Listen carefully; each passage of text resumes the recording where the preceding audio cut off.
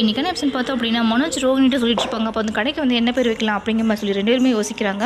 அப்போ வந்து அத்தை பேர் வைக்கலாங்கிற மாதிரி சொல்லிட்டு இருக்காங்க. மனோஜ் பார்த்திங்க அப்படின்னா அம்மா பேர்லாம் வேண்டாம், அம்மா பேர் வச்சு தான் பார்லருமே போயிடுச்சு, மீன் அம்மா பேர் வச்சு தான் கார்பரேஷனுக்கு வந்து பூக்கடையும் தூக்கிட்டு போயிட்டாங்க, அதனால வேண்டாங்க நம்ம சொல்கிறாங்க. இது வெளியிலேருந்து நம்ம முத்துவுமே கேட்டுட்டு இருக்காரு.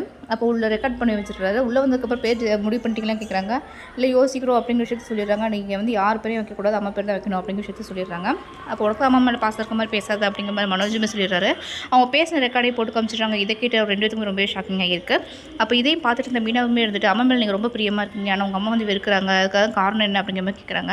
முத்துமே இந்த பதிலுமே சொல்லவே இல்லை. ஸ்ருதி பார்த்திங்க அப்படின்னா ரவியோட வந்து காஸ்ட்யூம் எடுத்து மாட்டிக்கிறாங்க. அப்போ ரவி அதே மாதிரி போட்டு சொல்லிடுறாங்க. இப்படி நீ வந்து கிச்சனில் எனக்காக டீ மட்டும் போட்டு வந்துட்டு அப்படின்னா நீ என்ன சொல்லலாம் நான் கேட்குறேன் அப்படின்னு விஷயத்தை சொல்லிடுறாங்க. ரவி மேலே திட்டு முடிச்சுட்டு இருக்காங்க.